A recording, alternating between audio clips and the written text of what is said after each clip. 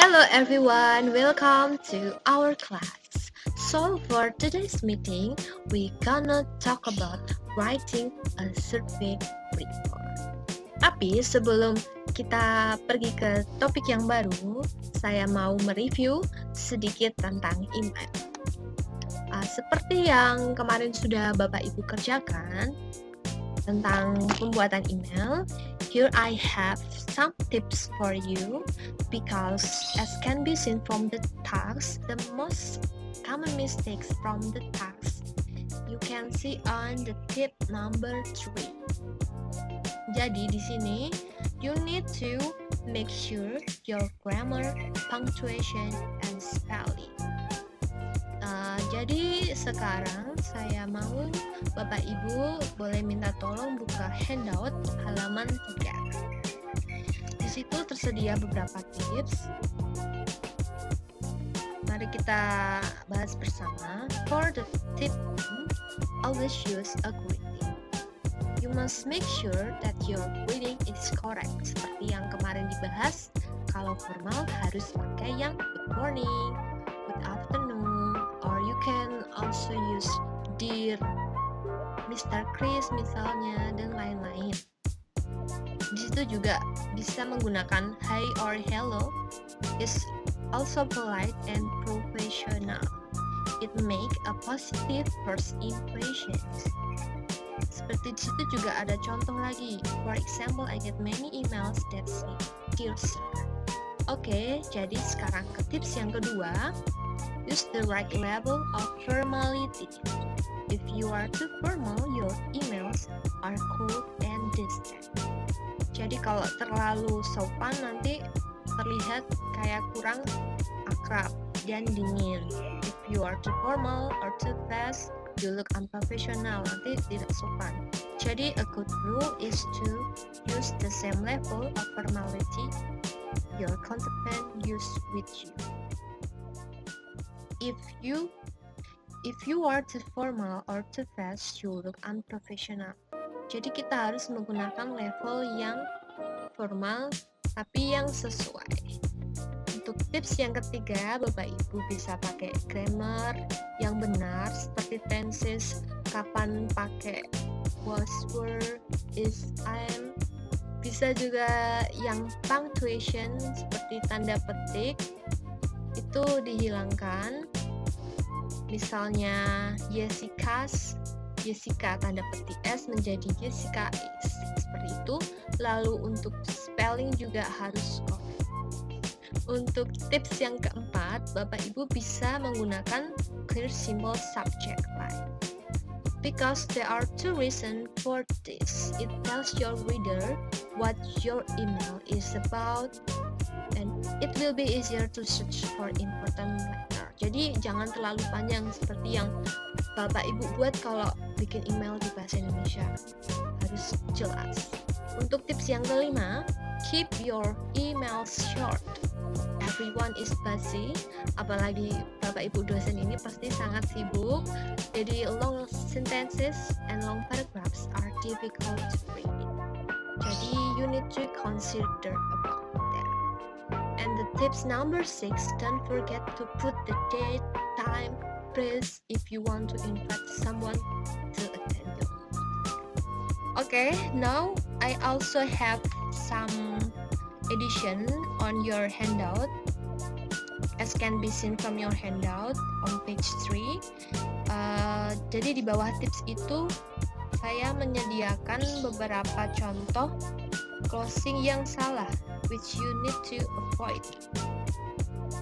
Situ seperti ada always, cheers, love, take care, and see. Jadi Bapak Ibu bisa pakai yang lebih formal.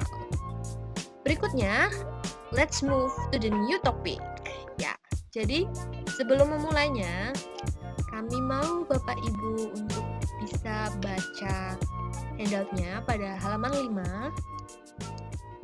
Di situ ada teks yang kami sediakan. Jadi teks tersebut mohon untuk dibaca terlebih dahulu. Setelah itu bisa dijawab beberapa pertanyaan yang ada di bawahnya. sekarang waktu untuk membaca.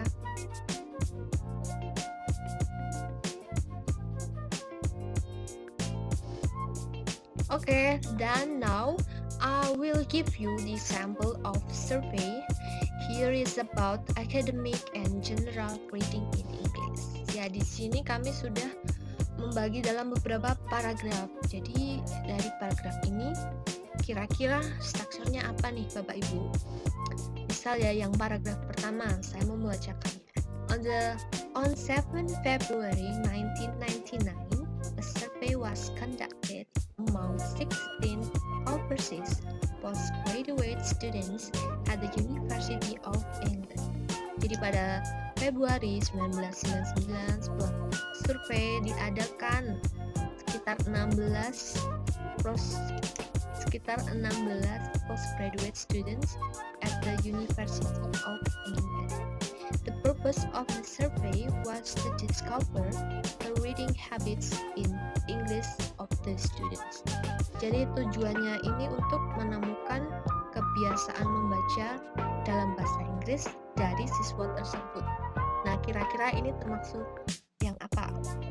Apakah sama seperti email, ada opening, body, and closing, atau sedikit berbeda? Kira-kira apa ini Bapak Ibu? Bapak Ibu bisa melanjutkan bacaan.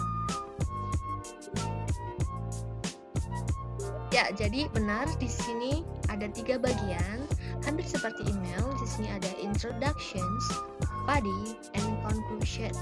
So, benar yang dikatakan oleh Jessica, Bapak Ibu, di struktur dalam menulis in writing a report, survey report, the structure is introduction, body, and conclusion. For the number 1 and 2 is the introduction, 3 and 4 is body, and the last one is conclusion. But if you read paragraphs, make sure that your body paragraph is one idea for one paragraph. So next is in writing report, there must be a language expression. So what is language expression? In here, language expression is the ability to put words and word modifier like suffix and prefix together to create a talk which is meaningful and relevant to the speaker, listener, or the topic. Nah, untuk contohnya Bapak Ibu bisa melihat di halaman 5 language expression-nya. Di situ di introduction. Contohnya, the aim of this report is bisa, and then the report contains the relevant details concerning the problem as you required. The purpose of the survey was to discover bla bla bla. Begitu juga bisa. Nah, untuk metodenya itu biasanya dalam bahasa Inggris biasanya menggunakan language expression seperti the survey was conducted by means of questionnaire or an observation or an interview. Nah, di introduction-nya itu kan language expression-nya di paragraf yang kedua, di introduction paragraf kedua itu the survey was conducted by means of questionnaire given to the student to complete. Nah, itu masuk ke dalam language expression. Untuk di body paragraph, nah kalau di handout Bapak Ibu sekalian itu ada di nomor 3 yaitu result. Now for the example of result is from the table of data the most significant items are blah blah blah. Untuk yang ada di contoh ini yaitu ada di kalimat pertama yaitu from the table of the data, gitu bisa. Atau in the second section, not surprisingly 100% read news about their own country in newspaper and 56% read this first.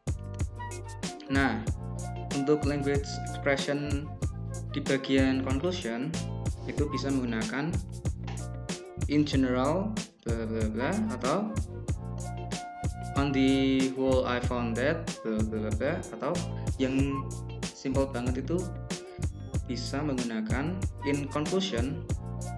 Nah, if you look on your handout on the example, the language expression is if any conclusion may be drawn from the data, they are perhaps as follows. Nah, itu juga bisa. So, in writing report or survey report atau survei kepuasan pelanggan, it usually use passive form, not the active form. Karena apa? Karena itu untuk membuat sebuah report yang sudah terjadi menggunakan past. So, passive voice. Passive voice is used when we want to focus attention on the person or thing affected by the action. Atau passive voice adalah suatu bentuk kalimat di mana subjek kalimat menerima aksi bukan melakukan aksi. Jadi menerima bukan melakukan. Nah, contohnya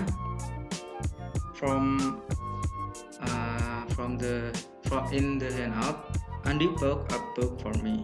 Nah, formnya yaitu itu kan masih active form.